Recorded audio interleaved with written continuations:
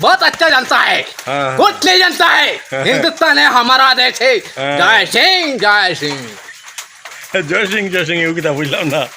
हिंदुस्तान का देश है, ये ब्रिटिश सरकार के स्वरा के महात्मा गांधी है। হ্যাঁ হ্যাঁ महात्मा गांधी के हाँ। हिंदू का मुस्लिम का हाँ। लेके देश का स्वाधीन कर रहा है। হ্যাঁ महात्मा गांधी एक कविता के बना के दिया है, हिंदुस्तान है देश के हमारा है। हाँ, हाँ। जान से आदमी होगा प्यारा प्यारा, हिंदू मुस्लिम मिल के रहेगा है। হ্যাঁ ऐसे बात कर रहा है। हाँ, हाँ। हाँ, ये बड़े महात्मा गांधी बोला है, गांधी जी जवाहरलाल शहर रे, हाँ। मोतीलाल नेहरू जिंदाबाद हाँ। जिंदाबाद।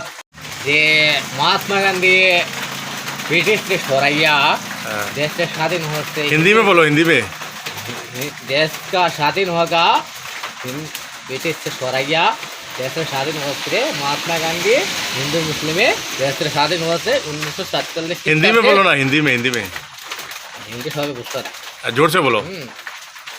महात्मा गांधी देश से स्वाधीन होते हिंदू मुस्लिम लइया এখন এই দেশটা পালন করা হয় 1947 খ্রিস্টাব্দে দেশ স্বাধীন হয়েছে। আর এই মানে মহাত্মা গান্ধী একটা কবিতা বানাইছে।